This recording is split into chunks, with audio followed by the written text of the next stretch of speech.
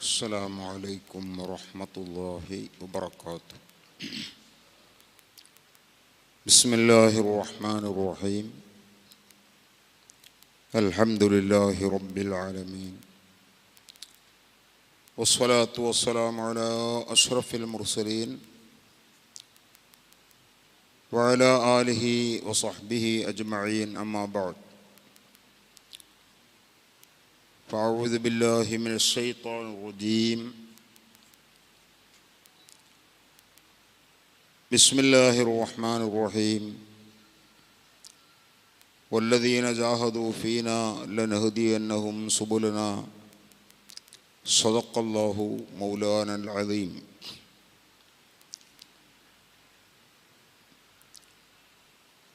ഏറ്റവും ബഹുമാനമുള്ള പണ്ഡിതന്മാർ,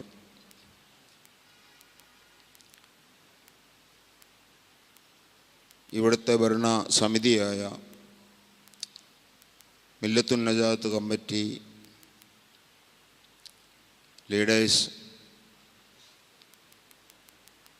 കുഞ്ഞാലി ഹാജി അവർകൾ, കുഞ്ഞുമൊയ്തീൻ മാസ്റ്റർ, ഡോക്ടർ അഹമ്മദ് കോയ സാഹിബ്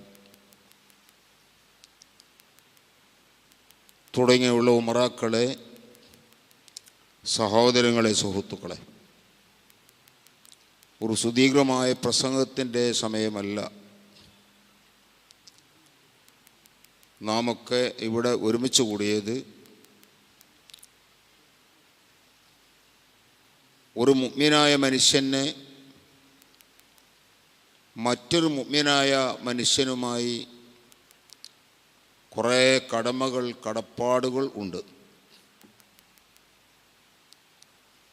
അതിൽ നിന്ന് ആദ്യത്തെ കടപ്പാടാണ് ഇദാ ലഖീതഹു ഫസല്ലിം അലൈഹി. കണ്ടുമുട്ടുമ്പോൾ സലാം ചൊല്ലണം. മുഅ്മിനീങ്ങൾ തമ്മിൽ കണ്ടുമുട്ടുമ്പോൾ അഭിവാദ്യമർപ്പിക്കുന്നത് അസ്സലാമു അലൈക്കും എന്ന വാക്കുകൊണ്ടാണ്. അതിൻ്റെ അവസാനത്തെ ഭാഗമാണ് അയാൾ നമ്മളിൽ നിന്ന് വിട്ടുപിരിഞ്ഞു, മരിച്ചു. എന്നാൽ ആ മരണത്തോടുകൂടി നമുക്ക് ചെയ്യേണ്ടുന്ന കുറേ കടപ്പാടുകളുണ്ട്. അതിൽ പ്രധാനമായത് അദ്ദേഹത്തിന് വേണ്ടിയുള്ള ദുആ. ആ ദുആയാണല്ലോ മയ്യിത്ത് നിസ്കാരത്തിൻ്റെ ലക്ഷ്യം തന്നെ. 4 തക്ബീറുകൾ ചൊല്ലി, 1-ാം തക്ബീർ ചൊല്ലിയതിന് ശേഷം ഫാത്തിഹ ഓതണം. 2-ാം തക്ബീറിന് ശേഷം റസൂലുള്ളാഹി സ്വല്ലല്ലാഹു അലൈഹി വസല്ലം തങ്ങളുടെ മേലുള്ള സ്വലാത്ത് ചൊല്ലണം. 3-ാം തക്ബീർ നിർബന്ധമായ ദുആയാണ്. 3-ാം തക്ബീറിന് ശേഷം അല്ലാഹുമ്മ ഗ്ഫിർ ലഹു വർഹംഹു തുടങ്ങിയ ദുആ. അപ്പോൾ ആ ദുആ കബൂലാകാൻ വേണ്ടിയാണ് 1-2 തക്ബീറുകൾക്ക് ശേഷം ഫാത്തിഹയും സലാത്തും നിർബന്ധമാക്കപ്പെട്ടത്. ആ ദുആവിൻ്റെ ആമുഖമാണ്. പ്രധാനമായും ഈ മയ്യത്തിന് വേണ്ടി ദുആ ചെയ്യുകയാണ്.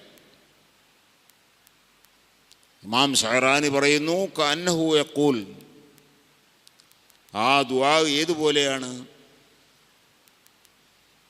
അവൻ ഈ മയ്യത്തിനെ മുന്നിൽ വെച്ചുകൊണ്ട് റബ്ബിനോട് പറയുന്നു, പടച്ചവനെ, ഞങ്ങൾ ഇവിടെ നിൽക്കുന്നത് ഈ മയ്യത്തിൻ്റെ പിന്നിലാണ്. ഈ മയ്യത്തിനെ ശുപാർശ ചെയ്യാൻ വേണ്ടിയാണ് ഞങ്ങൾ ഒരുമിച്ച് കൂടിയിട്ടുള്ളത്. അതുകൊണ്ട് അദ്ദേഹത്തിൻ്റെ ജീവിതകാലത്ത് വന്നുപോയ അബദ്ധങ്ങൾ നിൻ്റെ മഹലായ ഫദ്ല് കൊണ്ട് പടച്ചവനെ നീ വിട്ടുപുറത്ത് മാപ്പാക്കി കൊടുക്കണം. ഇത് ഉൾക്കൊള്ളുന്ന പ്രാർത്ഥനയാണ്. പിന്നെ ആ പ്രാർത്ഥനയോട് ചേർന്നുകൊണ്ട് ഒരു മയ്യത്തിന് ഫലം ചെയ്യുന്ന പല സംഗതിയുണ്ട്. 1ഉം 2ഉം 10ഉം 100ഉം കാര്യങ്ങളില്ല. അതെല്ലാം മരിച്ച ആൾക്ക് വേണ്ടി നമ്മൾ ചെയ്യുന്ന കാര്യങ്ങളാണ്. അതിൽപ്പെട്ട ഒന്നാണ് അയാളെ അനുസ്മരിച്ചുകൊണ്ട് അയാളെ ജീവിതകാലത്ത് ചെയ്തിരുന്ന നന്മകൾ എടുത്തു പറയാം. ഉദുക്കുറു മഹാസിന മൗത്താക്കും, നിങ്ങളിൽ നിന്ന് മരിച്ചുപോയ ആൾക്കാരുടെ നല്ല ഗുണങ്ങൾ അത് നിങ്ങൾ പറഞ്ഞോളൂ. വഖഫു അൻ മസാവീഹിം, എത്ര നല്ല മനുഷ്യനാണെങ്കിലും അമ്പിയാക്കളല്ലല്ലോ, അതുകൊണ്ട് തന്നെ പാപ സുരക്ഷിതത്വം ഉള്ളവരല്ല, പാപങ്ങൾ വരാം. അപ്പം വല്ല പാപങ്ങളും വന്ന് നമ്മുടെ കണ്ണിൽ അത് കണ്ടിട്ടുണ്ടെങ്കിൽ തന്നെ, കാണാത്തൊരു സംഗതി, ഉറപ്പില്ലാത്ത സംഗതി, അത് പറയാൻ ഒട്ടും പാടില്ല, ഹറാം തന്നെ. ഉള്ളതാണെങ്കിൽ തന്നെയും പറഞ്ഞിട്ട് നമുക്കെന്ത് കാര്യം? നമുക്ക് നഷ്ടമല്ലാതെ ഒരു ഗുണവുമില്ല. ഞാനതൊന്നും നീട്ടി പരത്തി പറയുന്നില്ല. അപ്പം അങ്ങനെ വല്ല ദോഷവശങ്ങളും ജീവിതകാലത്ത് ഉണ്ടായിരുന്നെങ്കിൽ അത് മൂടി വെക്കണമെന്നുമാണ് നബി സല്ലല്ലാഹു അലൈഹി വസല്ലം തങ്ങൾ പറഞ്ഞത്. നല്ല കാര്യങ്ങൾ പറയണം. ഇപ്പോൾ ബഹുമാനപ്പെട്ട സിദ്ദീഖ് ഹാജി നമ്മളോട്ട് ഇരുട്ടിരിഞ്ഞു. എല്ലാവർക്കും പറയാനുള്ളത് ജീവിതകാലത്ത് അദ്ദേഹം ചെയ്ത നന്മകൾ നന്മകൾ നന്മകൾ. ഞാൻ തന്നെ ഓരോരുത്തരും ഇപ്പം ഇങ്ങനെ പറയുമ്പോൾ അത് കേൾക്കുമ്പോഴാണ് സുബ്ഹാനല്ലാഹ്, അപ്പം അയാൾ അങ്ങനെ ചെയ്തു ഇങ്ങനെ ചെയ്തു ഒക്കെ മനസ്സിലാകുന്നത്. നമ്മളോട് ചെയ്തത് നമുക്കറിയും. അപ്പം അങ്ങനെ പലർക്കും അയാൾ ചെയ്തു കൊടുത്തിട്ടുണ്ട്. ഞാൻ ഓർക്കുന്നു, ഞാനിവിടെ ദർസ് തുടങ്ങുമ്പോൾ ആ കൂട്ടത്തിലൊരു കുട്ടി സിദ്ദീഖ് ഹാജിൻ്റെ വീട്ടിലേക്ക് അന്ന് ഭക്ഷണത്തിന് പോകുന്നുണ്ട്. അന്ന് 9 പേരൊക്കെ അവിടെ ഭക്ഷണത്തിന് പോകുന്നുണ്ട്. അതിൽപ്പെട്ട ഒരാളാണ് ആ കുട്ടി. ഒരു 3-4 മാസം കഴിഞ്ഞുള്ളൂ. അപ്പോൾ ആ കുട്ടീൻ്റെ ബാപ്പ ഒരു മുസ്ലിയാരാണ്. അയാൾക്കൊരു മകളെ കെട്ടിക്കാനുണ്ട്, പ്രായം ആയിരിക്കുന്നു. അപ്പോൾ അതിന് കല്യാണമൊക്കെ അന്വേഷിച്ച് ഇങ്ങനെ നടന്നുകൊണ്ടിരിക്കണ സമയത്താണ് ഇയാൾ കോഴിക്കോട് ആ ഭാഗത്ത്, കോഴിക്കോട് ലേശം അപ്പുറം എവിടെയാണ് നിൽക്കുന്നത്. അദ്ദേഹം വീട്ടിൽ വന്നു. അയാളുടെ വീടിൻ്റെ കുറച്ച് മുകൾ ഭാഗത്താണ് റോഡുള്ളത്. ബസ്സിൽ ആ റോഡിൽ അവിടെ ഇറങ്ങി, അയാൾ ആ സ്റ്റോപ്പിലിറങ്ങി. വ്യാഴാഴ്ച ദിവസമാണ്. ഈ കുട്ടി ഇവിടുന്ന് നാട്ടിൽ പോയിട്ടുമുണ്ട്, ഓനോട് നാട്ടിലെത്തിയിട്ടുള്ളൂ. അപ്പം മുറ്റത്തുവനെ കണ്ടപ്പോൾ അയാൾ വിളിച്ചു. അങ്ങനെ ഇവൻ ചെന്നപ്പോൾ എനിക്ക് നെഞ്ചുവേദന ഉണ്ട്, അതുകൊണ്ട് ഇതൊക്കെ കൈ പിടിച്ചോരണം, പുറത്ത് കയ്യിലുള്ളത് കൊടുത്തു. അങ്ങനെ മകൻ്റെ കയ്യും പിടിച്ച് അങ്ങനെ പോയി. കോലായിലെത്തി, അകത്തേക്ക് കയറി. ആ കയറിയ പാടിനെ അദ്ദേഹം കലിമ ചൊല്ലി അങ്ങോട്ട് കിടന്നു. ആ കിടത്തത്തിൽ അദ്ദേഹം മരിക്കും ചെയ്തു. അപ്പോൾ ഓനോട് പറഞ്ഞു, കുട്ടികളൊക്കെ നോക്കണം കേട്ടോ, മൂത്ത കുട്ടിപ്പന. ആ കുട്ടീൻ്റെ ആ സങ്കടം മറക്കാൻ വയ്യ. ഇനി അവിടെ ജീവിക്കാൻ അവർക്ക് വല്ല വഴിയുണ്ടോ? ഒരു വഴിയില്ല. നമ്മളിത്ര വിഷമമുള്ളവരുടെ അറിയൂല. അങ്ങനെ അവിടുന്ന് മയ്യത്ത് കൃത്യത്തിന് ശേഷം നമ്മൾ പോന്നു. 2 ദിവസം കഴിഞ്ഞപ്പോൾ ആ മുതഅല്ലിം ഇവിടെ വന്നു. എന്നോട് പറഞ്ഞു, ഉസ്താദേ, ഞാനാണ് മൂത്ത മകൻ, ഉപ്പ പെട്ടെന്ന് മരിച്ചു, ഇനി ഞാൻ അധ്വാനിക്കാതെ നമ്മളെ വീട്ടിൽ പുക വന്താൻ ഒരു വഴിയില്ല, അതുകൊണ്ട് എനിക്ക് ഇനി ഓതാൻ വരാൻ കഴിയൂല, ഞാൻ എന്തെങ്കിലും വല്ല ജോലിയിൽ നിൽക്കട്ടെ എന്നോട് ചോദിച്ചപ്പോൾ ഞാൻ പറഞ്ഞു, നിൻ്റെ ഒരു ജോലി കൊണ്ട് എല്ലാ മദ്രസയിലൊക്കെ നിൽക്കാനപ്പം ഒരു ജോലി എന്ന് പറഞ്ഞാൽ ഇപ്പം ഉണ്ടാവുക. അതുകൊണ്ട് എന്ത് നടക്കും? ഇപ്പം പെങ്ങളെ കെട്ടിക്കാൻ വേണ്ടി ഉപ്പ കുറേ നടന്നിരുന്നത് ഇപ്പോൾ എനിക്കറിയുന്ന സംഗതിയാണ്. ആ കുട്ടിനെ കെട്ടിച്ചിട്ടുമില്ല. ഇതിനെല്ലാം നിൻ്റെ ഒരു മദ്രസ കൊണ്ട് നടക്കുമോ? അതുകൊണ്ട് ഓത്ത് തകരാറാക്കണ്ട. എനിക്കൊരു ഭാവിയും ഉയർച്ചയും അള്ളാഹു വെച്ചിട്ടുണ്ടെങ്കിൽ അത് ഈ ഓത്ത് നിർത്തൽ കൊണ്ട് ആ ഭാവി ഇല്ലാതെയാവും. അപ്പോൾ അള്ളാഹുവിനെ പൊരുത്തുള്ളത് നീ ആ ഓതി തുടങ്ങിയത് പൂർത്തിയാക്കലാണ്. അത് നീ അസ്മ ചെയ്താൽ, മനസ്സുകൊണ്ട് ഉറപ്പിച്ചാൽ, നിൻ്റെ വീട്ടിലെ പ്രയാസങ്ങളും സംഗതികളൊക്കെ ഏതെങ്കിലും നല്ല മനുഷ്യന്മാർ ഏറ്റെടുത്തോളും. പറഞ്ഞ മാതിരി അപ്പോഴും എൻ്റെ മനസ്സിൽ ഇങ്ങനെ ഉണ്ട്, അവിടെ ചെലവിന് പോണ കുട്ടിയാണ് ഇവൻ. സിദ്ദീഖാജിനോട് പറഞ്ഞാൽ എന്തെങ്കിലും മാർഗം ഉണ്ടാവും. അപ്പം സിദ്ദീഖാജിനോട് ഇദ്ദേഹം പറഞ്ഞതൊക്കെ ഓരോരുത്തർ അറിയുന്ന സംഗതി. അങ്ങനെ ഇത് പരസ്യപ്പെട്ട സംഗതിയല്ല, പരസ്യപ്പെടുത്തുന്ന സംഗതിയല്ല.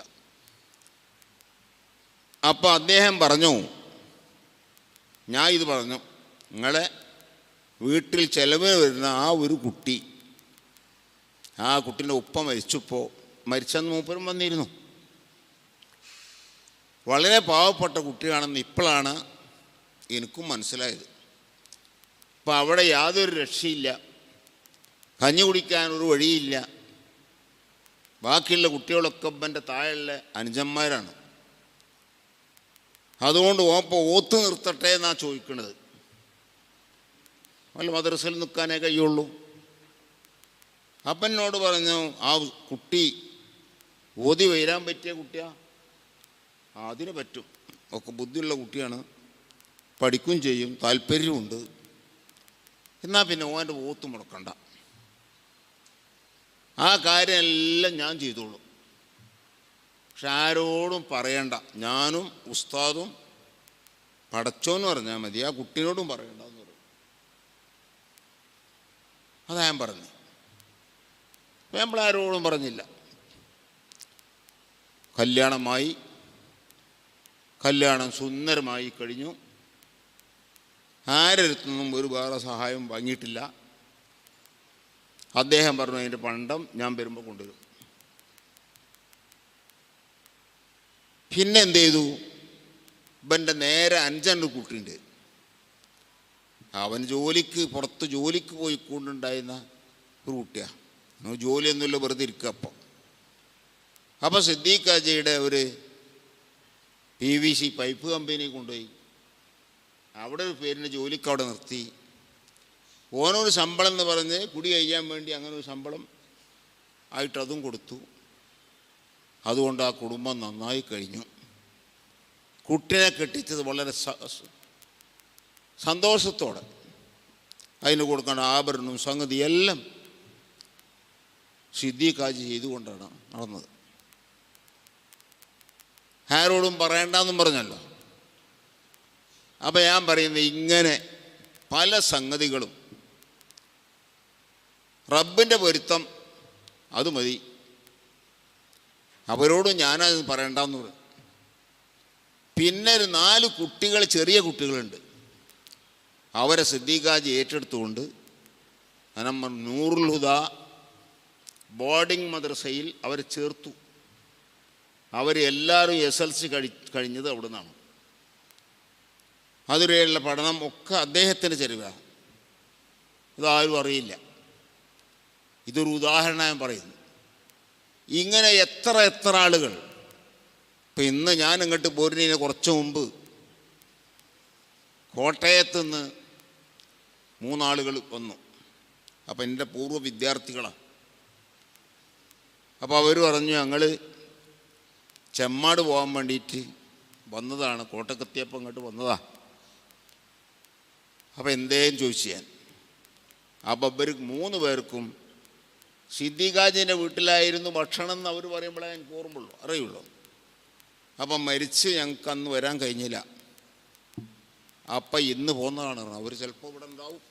അപ്പോൾ ഞാൻ പറഞ്ഞു, ഇങ്ങനെ അനുസ്മരണ പരിപാടി ഇവിടെ ഉണ്ട്, ഞങ്ങൾ സിദ്ദീഖാജിൻ്റെ വീട്ടിലും പോയിട്ട് പോവുള്ളൂ എന്ന് പറഞ്ഞു. അപ്പോൾ എന്താ ഞാൻ പറഞ്ഞത്, അവരെ അവിടുന്ന് ഇറക്കി കൊണ്ടുവന്നത്, അവരോടുന്ന് ഭക്ഷണം കഴിച്ചു 6 വർഷം.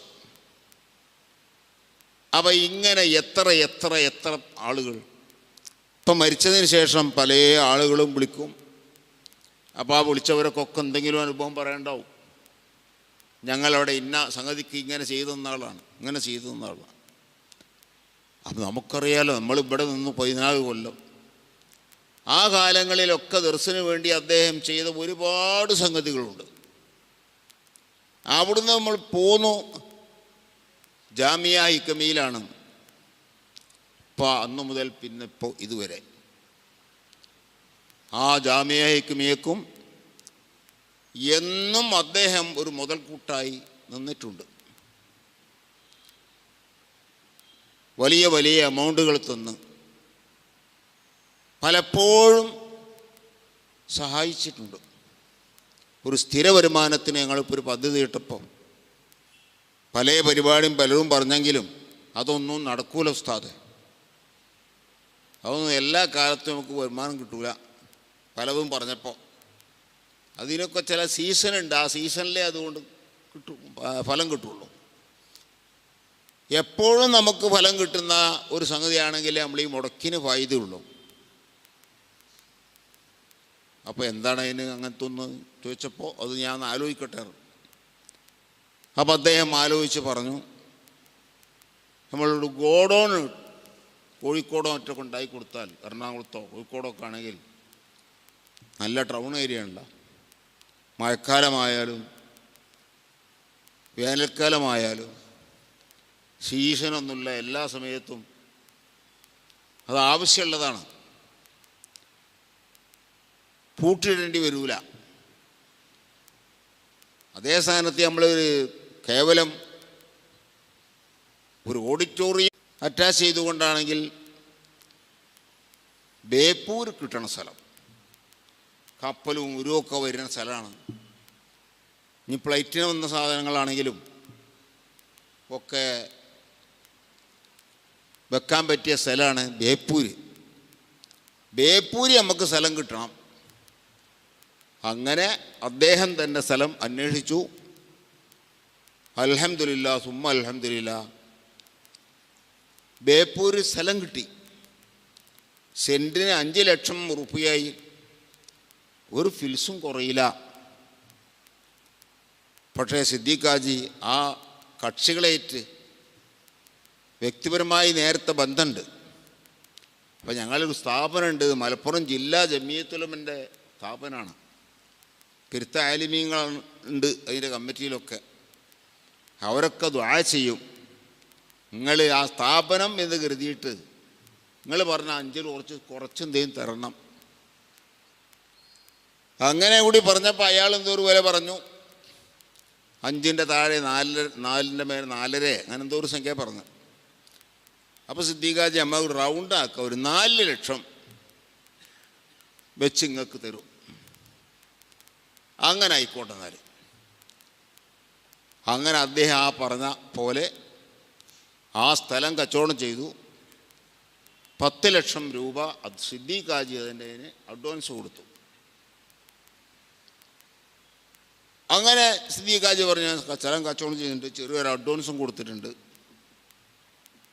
അപ്പോൾ ആ സ്ഥലത്തിന് തന്നെ 1,20,00,000 ഉറുപ്പ വരും. 30 സെൻറ്റ് സ്ഥലമുണ്ട്. അതിന് പൈസ ഉണ്ടാക്കി. പറഞ്ഞ സമയത്ത് തന്നെ പണം കൊടുത്തു. അവിടെ ഗോഡൗണും കെട്ടി. 80 ലക്ഷം ഉറുപ്പ നമുക്ക് ആ ഗോഡൗൺ കിട്ടാൻ ചിലവുണ്ട്. ഇന്ന് അൽഹംദുലില്ലാ നമുക്ക് വരുമാനമായി, അതിൻ്റെ നമ്പറും കിട്ടി. ഇതിലെല്ലാം വലിയൊരു ഭാഗം തലവെച്ചത് ബഹുമാനപ്പെട്ട സിദ്ദീഖാജി അവറുകളാണ്.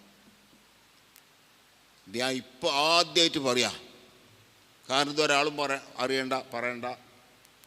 ഞാൻ ഇതൊക്കെ ഇങ്ങനെയൊക്കെ പൈസ ഉണ്ടാക്കി തന്നിട്ട് എനിക്കതുകൊണ്ടൊരു ഗുണം കിട്ടാതെ പോകും. എൻ്റെ അയാത്ത് കാലത്ത് തന്നെ നിങ്ങളിത് പറഞ്ഞാൽ ആരെങ്കിലും അത് അറിഞ്ഞുകൊണ്ട് എന്നോട് ഞങ്ങൾ അങ്ങനെ ചെയ്തില്ലെങ്കിൽ പറയുമ്പോൾ എൻ്റെ ആഹാരം പോവില്ലേ? അതുകൊണ്ട് പറയണ്ടെന്ന് പറഞ്ഞതുകൊണ്ട് നമ്മൾ ഇതുവരെ പറഞ്ഞില്ല. ആദ്യമായിട്ട് എപ്പോൾ ഇവിടെ ചെയ്യാൻ പറയണത് കമ്മിറ്റിക്കാരറിയും. അപ്പം ഞാൻ പറയുന്നത്, അങ്ങനെ ചില സംഗതികൾ അദ്ദേഹം ചെയ്തു കൊടുത്തത് ഓരോരുത്തരും അവരായിട്ട് പങ്കുവെക്കുമ്പോൾ അവർ പറയും. അപ്പം ഇങ്ങനെ 100,000 വിഷയങ്ങളിൽ അദ്ദേഹം പങ്കുവഹിച്ചിട്ടുണ്ട്. നമ്മളറിയാത്ത സംഗതികൾ, നമുക്ക് പരിചയമില്ലാത്ത സ്ഥാപനങ്ങൾ, ഇതെല്ലാം അദ്ദേഹം ചെയ്തത് ആഖിറം കിട്ടണമെന്ന് വിചാരിച്ചിട്ടാണ്. അതുകൊണ്ട് നമുക്ക് പറയാൻ തോന്നും, ഇല്ലെന്നല്ല ഞാൻ പറയുന്നത്. ഏത് മനുഷ്യൻ നോക്കിയാലും കുറ്റവും തെറ്റും ഉണ്ടാവും. അമ്പിയാക്കൾ ഒഴിച്ചാൽ ഔലിയാക്കളിൽ നിന്ന് വരെ പാപങ്ങൾ ഉണ്ടാകാം. നമ്മളെപ്പോലെ എപ്പോഴും പാപം ചെയ്യൂല എന്നേ ഉള്ളൂ. പാപ സുരക്ഷിതത്വം അത് അമ്പിയാക്കൾക്ക് മാത്രമേ ഉള്ളൂ. അതുകൊണ്ടല്ലേ റസൂലുള്ള പറഞ്ഞത്, മുഅ്മിനായ മനുഷ്യൻ്റെ മഹാസിനുകൾ നിങ്ങൾ എടുത്തു പറഞ്ഞോളൂ. വഖഫു അൻ മസാവിഹിം, അവരുടെ തെറ്റുകുറ്റങ്ങളുടെ അതുങ്ങൾ ഉണ്ടണ്ട, അതിനെപ്പറ്റി ഒന്നും പറയണ്ട. ഇതാണ് പഠിപ്പിച്ച്. അപ്പോൾ ബഹുമാനപ്പെട്ട സിദ്ദീഖ് ഹാജി ചെയ്തു കൂട്ടിയ ഒരുപാട് കാര്യങ്ങൾ നമുക്കറിയുന്നത് തന്നെ ഉണ്ട്. ചിലപ്പോൾ അവർ നമ്മളോട് എന്തെങ്കിലും പറയുന്ന സമയത്ത് നമുക്ക് ആ സംഗതി ഒന്ന് പൂർത്തിയാക്കി തന്നത് ബഹുമാനപ്പെട്ട സിദ്ദീഖ് ഹാജിയാണ് എന്ന് പറഞ്ഞു. ഞാൻ ഇവിടെ നിൽക്കണമെന്ന് ഒരു കൂട്ടരനോട് അവിടുത്തെ കാര്യങ്ങളൊക്കെ ഇങ്ങനെ പറഞ്ഞാണ്ട്, ഞങ്ങളിപ്പോൾ ആ കൊടുക്കുന്ന സലാമത്താക്കുന്നത് നിങ്ങളവിടുത്തെ സിദ്ദീഖ് ഹാജിയാണ് എന്നെന്നോട് പറഞ്ഞു. എൻ്റെ മനസ്സിൽ പറഞ്ഞപ്പോൾ ആദ്യം തോന്നി, ഓ ഇത്ര വലിയൊരു സംഖ്യ ഇവിടെ കൊടുത്തല്ല, നമ്മളവിടെ മാടാണ് നിൽക്കുന്നത്, നമ്മൾ ദിവസവും അവിടെയുള്ള, എന്നിട്ട് നമ്മൾക്ക് അവിടെ ചെയ്തു തരാത്തതിൽ അധികം വലിയൊരു സംഗതിയാണ് ഇവിടെ ചെയ്തു കൊടുത്ത് തോന്നിപ്പോയി. ഖദീജ ബീവി റളിയല്ലാഹു തആല അൻഹ റസൂലുള്ള എപ്പോഴും ഇങ്ങനെ മദ്ഹ് ചെയ്തു പോയി. ആയിഷ ബീവി പറഞ്ഞു, റസൂൽ ഇങ്ങനെ ഖദീജ ബീവിനെ മദ്ഹ് ചെയ്യണത് എനിക്ക് ഭയങ്കര ദേഷ്യമായിരുന്നു. അതെന്താ, ഖദീജ ബീവിനെ പോലെ തന്നെ റസൂലുള്ളാഹിന്റെ മറ്റൊരു ഭാര്യയല്ലേ ആയിഷ ബീവി.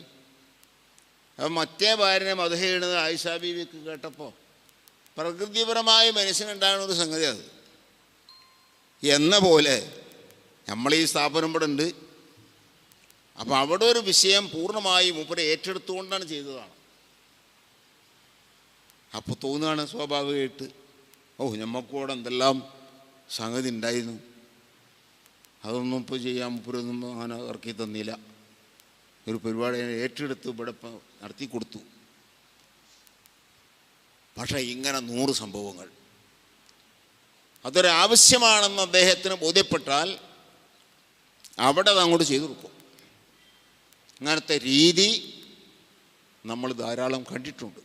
അതുകൊണ്ടാണ് നമ്മൾ പറയുന്നത്, കുറ്റും തെറ്റൊക്കെ ഉണ്ടാവാം, പക്ഷേ അദ്ദേഹം ഇങ്ങനെ ചെയ്തു കൊടുത്ത കാരണങ്ങളെ കൊണ്ട് നമ്മളാരും മനസ്സിലാക്കാത്ത രീതിയിൽ അള്ളാഹുവിൻ്റെ ഭാഗത്തു നിന്നുള്ള വലിയ ഇഹ്സാനുകൾ അദ്ദേഹത്തിന് അള്ളാഹു കൊടുത്തിരിക്കും.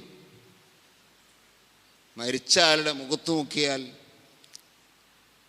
അത് പ്രകടമാകുമെന്ന് നമ്മുടെ ആലിമീങ്ങൾ ധാരാളം ഗ്രന്ഥങ്ങൾ എഴുതിയിട്ടുണ്ട്.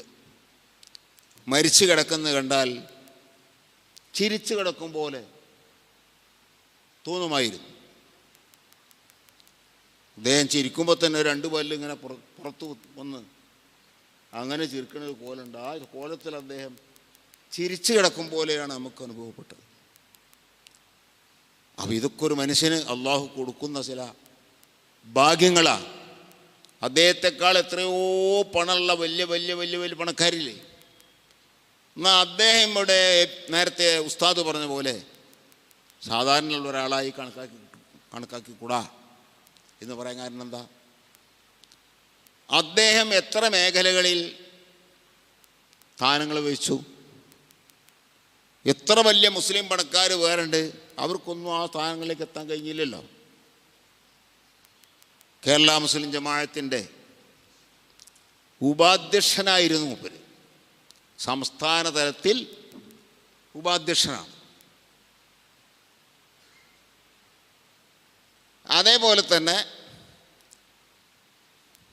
സമസ്ത കേരള ഇസ്ലാം മത വിദ്യാഭ്യാസ ബോർഡ് അതിൻ്റെ സംസ്ഥാന ട്രഷറായിരുന്നു അദ്ദേഹം.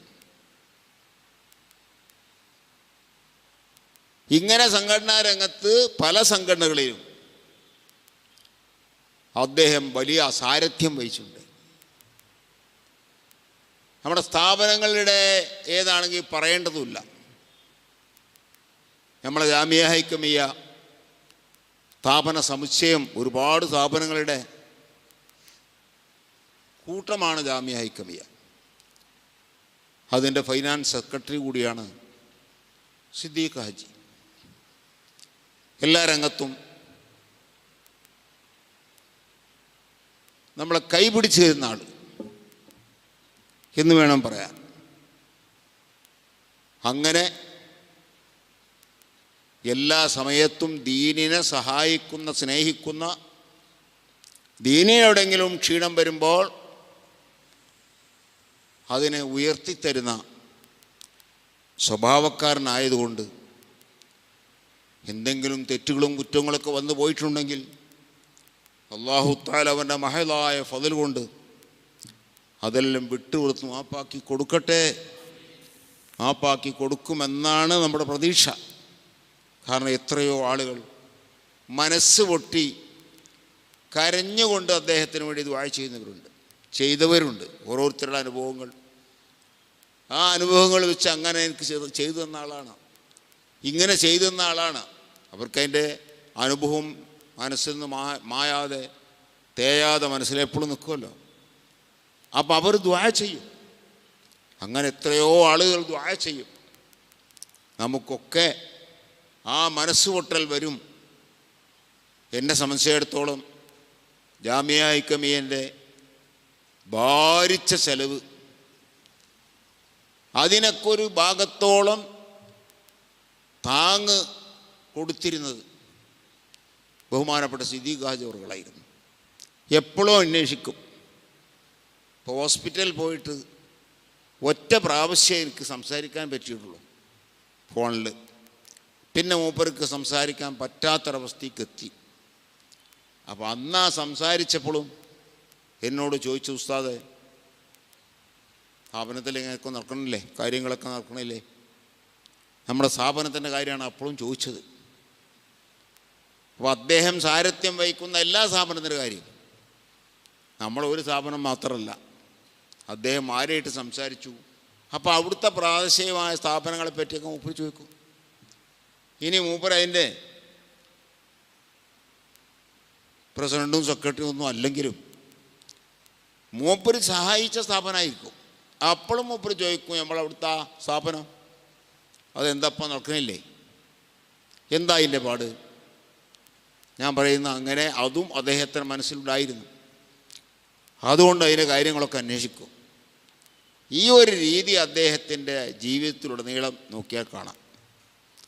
അതിൻ്റെ കാരണങ്ങൾ കൊണ്ട് തന്നെ അദ്ദേഹം ജനങ്ങളുടെ മനസ്സിൽ നിന്ന് മറന്നു പോവുകയില്ല. അല്ലാഹു തആല അദ്ദേഹം ചെയ്ത എല്ലാ ഹസനാത്തുകൾക്കും വലിയ ഖബൂൽ നൽകട്ടെ, സവാബ് നൽകട്ടെ.